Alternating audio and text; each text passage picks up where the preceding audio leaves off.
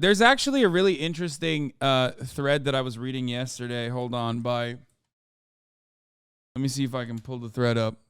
Osama Bishonen says, sorry to be a huge lib here, but you have no idea how satisfying it is to watch Summers try every obscurantist interview line in the Economist Handbook, only to realize Stewart can actually decipher it.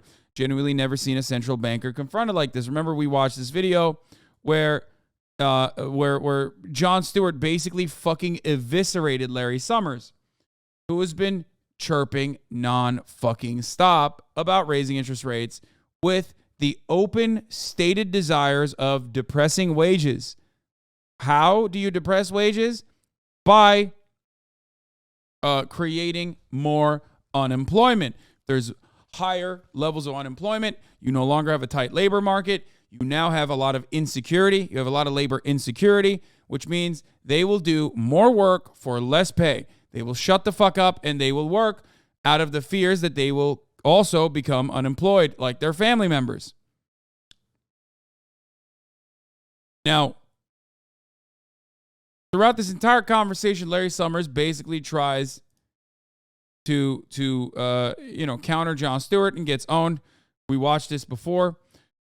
He says, worth noting that, and that part is clear, right? One of the major issues here is that Larry Summers, in writing and on Twitter and on New York Times articles, will openly keep stating over and over again that desire that we just mentioned. But when they're on television, they will never fucking say it outright because they know that this doesn't look good. They'll say it in writing. They'll get the CNN to write about it. They'll get CNN articles on it. They'll get New York Times articles on it. But they will never fucking say it on TV. They don't want to put a face to the name because they recognize that if workers comprehend that, like, these are the elites in our economy that just are openly stating their desires to depress your wages, then that's not all too popular. Okay? Worth noting that what Stewart says in the last 90 seconds about the Fed intervening to reduce workers' bargaining power is not a spin or an interpretation. It's an objective description that Summers freely acknowledges when he's not on TV, insanely cynical. Let's take a look at that part. If Twitter video ever fucking works. Happened to us as we had, it isn't. Every worker should get as high a wage as Look, dollars. Right. That's $4,000 for every American, just in increase in the value of Apple. You just made my point for me. Do you feel that Apple is somehow gouging or doing something wrong? Yes, of course. So, and Exxon is, and Mobil is. So let's talk about Apple. Let's talk about Apple. Do you think Apple should just sell phones for less and not have enough phones? What would you have Apple do? You're saying to me, John, market forces are market forces. And if demand goes up, are you suggesting, young man, that Apple should charge less than they could charge? Let me flip that on you. When there's a tightness in the labor market, what you're saying is the workers shouldn't do the same. That the workers, just following the same capitalistic principles that allow Apple to charge more for their phones, shouldn't charge more because wage inflation is driving inflation. That's not at all what I'm saying, John. That's exactly.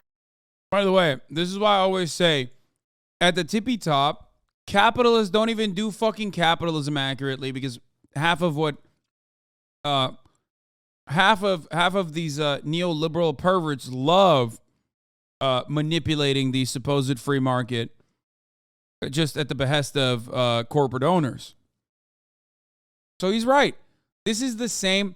If you want to ever fucking dupe dumbasses about that constantly say that the free market is better, just ask them about inelastic demand with respect to things that are things that you need for survival. It's in the textbook. It shows why you need to have government regulation on matters that pertain to healthcare. It's literally in the fucking textbook. You wrote it in there. Same goes for tight labor markets. exactly what you're saying. Actually, it isn't. Every worker should get as high a wage as they can. It would be a terrible idea. But the to try Fed to is going to intervene. The Fed is going to intervene to make that not possible. No, the Fed is intervening to control the overall level of demand growth. And what will that do to the labor market? Much faster. What will that do to the labor market? What will it do to the labor market? It will loosen is likely to lead to looser labor markets. A somewhat looser labor market. Exactly. We hope to minimize that. Like he had to force him over the course of 7 minutes to concede on this point. Because why? Because he's on TV. And he's still using like weird words to dance around the subject matter. The subject matter in and of itself, when he says a loosening labor market, when it's tight, is less jobs available, okay? Higher rates of unemployment. That's what he's talking about. We need to fire people. We need to make it so that companies start firing people so that the remaining workforce works harder for less. And then when we open up the market one more time, they're more grateful to get the jobs. Now, why is it that he is so fearful of openly stating it? Consequence. Why? Because it's on television, because his face will be forever associated with that message. Whereas here he is, January 8th, openly stating that desire. The Fed thinks inflation is the primary concern. They explicitly recognize that there's going to need to be increases in unemployment to contain inflation. They recognize the salience in some labor market developments as a kind of supercore measure of inflation. And here's where the reality is. I really don't think Powell or Biden appreciate how everyone will judge the explicit raise unemployment and impoverish workers mandate should it be successful. That's it. All of them absolutely know how it'd be received if the public understood. That's why they'll openly discuss wanting higher employment in op-eds, but never on TV. It's rare that an interviewer makes them explicitly deny it like Larry here, but they'll do it. I can't overstate how many economists openly consider it their job to be the salesman for correct policies, even if it takes a noble lie. Read a Danny Roderick article recently where he describes colleagues telling him that his research on trade was sound, but it was undermining the cause. Also meant to clarify earlier that this isn't the first time I've seen a competent interviewer come at a big economist like this, but it's the first one I've seen where they can't just end the interview or insult the reporter because this time is Jon Stewart. Sorry if this counts as spamming. Dude, yes, I'm going to cover it. Yes, it just happened. Of course I'm going to cover the fucking mifepristone ban. Just chill. I know. I'm going to cover it. Calm down. I already clicked on your link in particular, the secondary injunction. Okay, I'm talking about something else right now. Hold on. It's literally right here. This is one thing in particular I wish was more widely understood. Capitalist governments want there to be a certain level of unemployment. Sometimes they intentionally try to increase unemployment, all while blaming the unemployed for a variety of social ills. Employers use the threat of workers being replaceable to keep wages low. That's the truth. If everyone is employed, there's no pool of unemployed workers to pull from. That threat vanishes. Then the workers are free to press the bosses for raises and more rights. Capitalists need the unemployed. They are vital to keeping the rich rich, and they also serve as a useful scapegoat for capitalism's downsides. Nasty little trick that. Not covering Palestine news. Weird champ. I literally covered it yesterday extensively. Shut the fuck up. Suck my dick. First tweet here that got over 10K likes is retro for Twitter showing to the most tedious fuckers living who are now responding, you don't understand. A certain level of unemployment is necessary and desirable under capitalism. Like, that wasn't my entire fucking point. At least disagree with me if you're going to call me stupid. Come on now.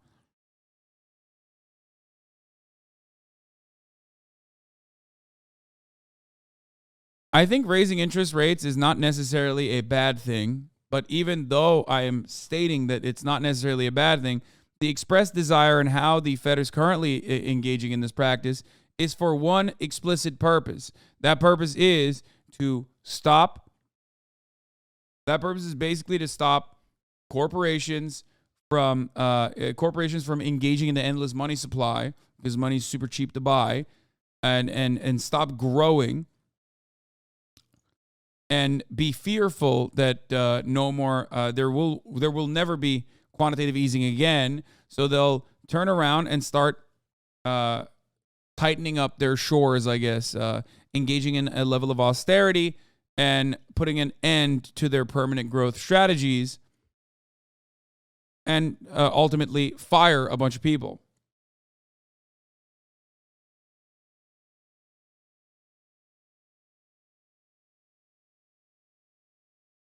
It is a bad thing. Why are you so capitalistic? What is capitalistic?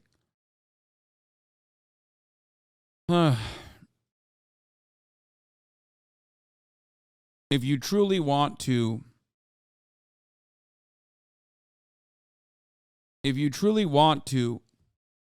change the outcome, you have to engage not in monetary policy, but in fiscal policy. You have to do anything you can to hit profit margins. Okay? You have to ensure that wages don't stagnate while simultaneously lower prices. How do you do that? Well, you do that by making sure that there is, by making sure that corporations are not engaging in more alternatives to ensure that their profits keep growing up.